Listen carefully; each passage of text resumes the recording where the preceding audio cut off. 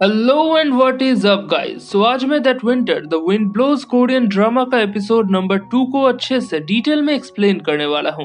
अगर तुम लोगों ने अभी तक एपिसोड नंबर 1 वाला वीडियो नहीं देखा then link is in the description, you guys can check it out.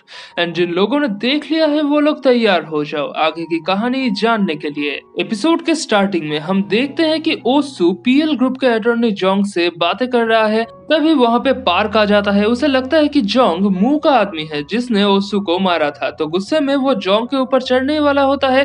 तभी ओसू उसे पकड़ के जबरदस्ती एक कमरे में बंद कर देता है। वो जोंग से कहता है कि अभी उन्हें अकेला छोड़ देने के लिए, कुछ दिनों बाद वो खुद ही उनके साथ कांटेक्ट कर लेगा। इतना बता के वो भी कमरे के अंदर चला जाता है और पार्क का मुंह पकड़ लेता है ताकि वो कुछ बोल ना पाए। जोंग ये सब देखकर थोड़ा हैरान होता है, बट उसे लगता है कि ओसू को अपने फादर की डेथ की बात पता ही होगी। सो इन सब के बाद अचानक जोंग के आने से वो भी थोड़ा शॉक्ड होगा।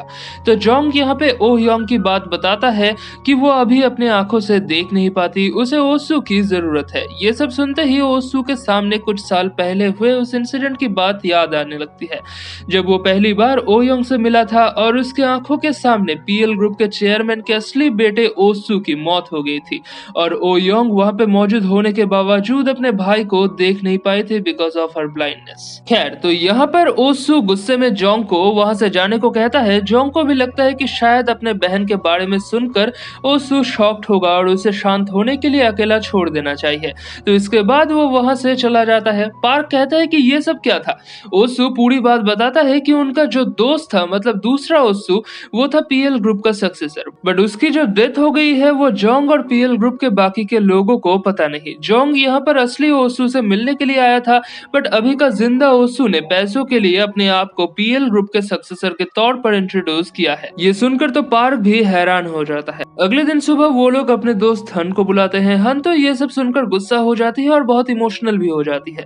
वो कहती है ओसू पर 7.8 बिलियन का कर्जा है, ना ही तो उसका कोई दोस्त है, ना ही कोई फैमिली मेंबर है।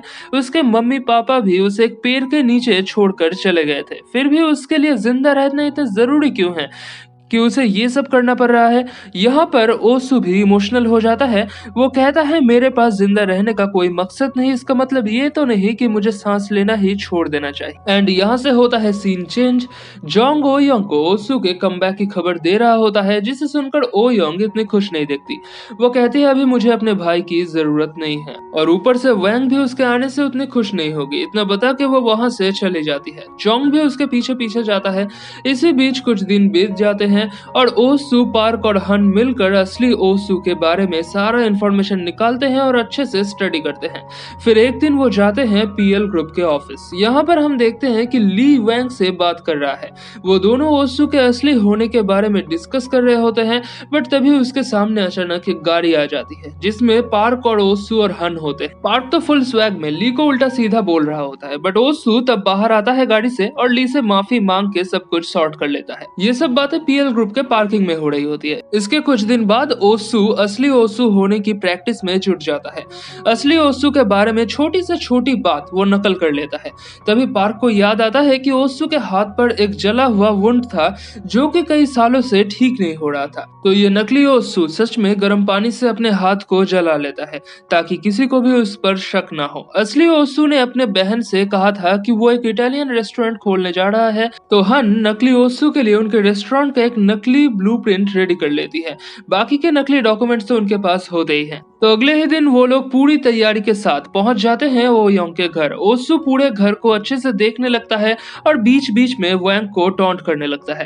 तभी वहां पे आता है ली। पहले तो ओसू नर्वस हो जाता है क्योंकि पहले ही ली से उनकी मुलाकात हो चुकी है। यहाँ पे वो एक बढ़िया बहाना देता है। वो कहता है कि मुझे आप जाने पहचाने से लग रहे हैं, शायद मैं जब पिछले हफ्ते कंपनी ऑफिस में गया था तब आपसे मिला था।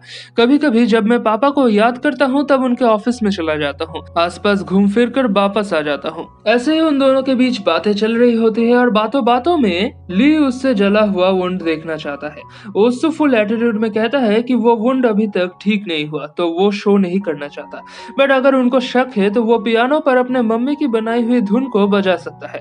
वो जब पियानो बजाने ही वाला होता है तभी पीछे से पार्क पानी का ग्लास लेकर आता है और पानी जाके ओसू के जैकेट पर पर गिरता है और इसी बहाने से वो जैकेट उतार कर अपना वुंड भी दिखा देता है, जिसे देखकर वैंग पूरी तरह से हैरान हो जाती है। इसी बीच ओ योंग वहाँ पर आ जाती है। वो ओसू से पूछती है, 1 साल पहले जब मैं तुमसे मिलने के लिए गई थी और तुम्हारे रूममेट को बोलकर आई थी, तब तुमने कांटेक्ट क्यों नहीं किया? ओसू यहाँ पर उसे अपनी सफाई बताने ही वाला होता है। तभी ओ योंग कहती है, तुम यहाँ पर सिर्फ पैसों के लिए आए हो, बट फादर के विल के मुताबिक पूरी कंपनी मेरे नाम पर है, सो अगर तुम्हें कुछ चाहिए तो मुझसे मांगना पड़ेगा। ये सुनकर ओसू थोड़ा स्माइल करता है। ओ योंग वहां से निकल कर बाहर जाती है। ओसू उसके पीछे पीछे जाता है और उसे मनाने की कोशिश करता है, बट तभी ओ योंग अपने स्टिक से उसे मारती है और गुस्से में वहां से चली जाती है।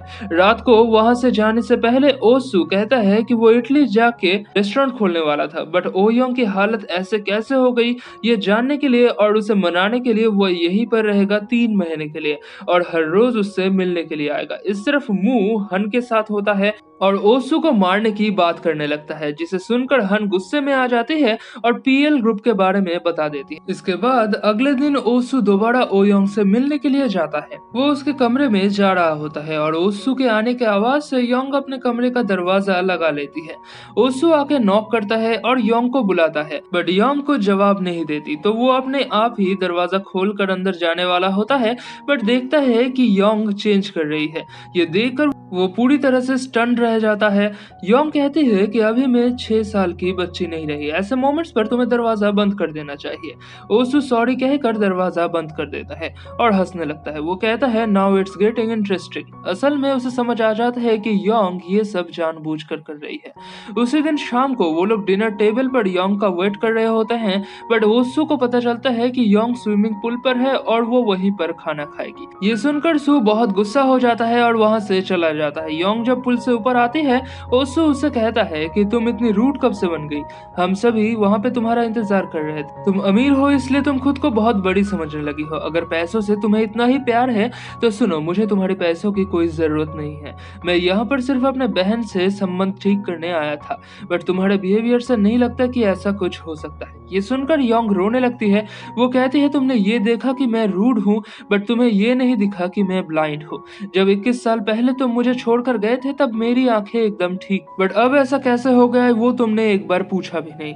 ये सुनकर ओसू भी अंदर से हिल जाता है। अगले दिन ओ योंग और उसकी दोस्त मीरा एक मॉल में जाते हैं और ओसू ने पहले ही मीरा के साथ बात करके रखी होती है, तो मीरा वॉशरूम के बहाने से ओ योंग को एक जगह पर खड़ी करके चली जाती है, बट तभी 2 बच्चे आते हैं और ओ योंग को परेशान करने लगते हैं और खेलते खेलते अपने आप ही गिर जाते हैं। तभी उनकी मम्मी वहाँ पे आ जाती है और योंग को उल्टा सीधा सुनाने लगती है।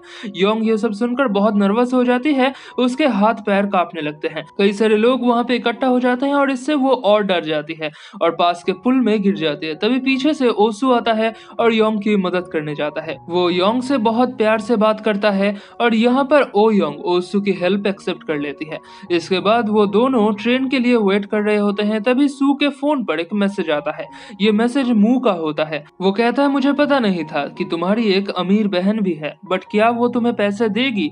पैसे लेने का सबसे आसान तरीका है उसे मार देना। ओसू ये देखकर सरप्राइज हो जाता है और स्टेशन के दूसरे तरफ मुंह को खड़ा देखता है। इतने में ट्रेन आ रही होती है और योंग कहती है, अगर तुम्हें सच में पैसे चाहिए तो सबसे आसान तरीका है मुझे धक्का देकर यहाँ पर मार देना। एंड यहाँ पर एपिसोड 2 की कहानी खत्म हो जाती है। सो गाइज, अगर तुम लोगों को आगे की पूरी कहानी जाननी है देन चैनल को सब्सक्राइब करो, और अगर आज का ये वीडियो पसंद आया है देन वीडियो को लाइक और शेयर करो और कमेंट्स में बताओ कि मेरे एक्सप्लेनेशन वीडियोस तुम लोगों को कैसे लग रहे हैं।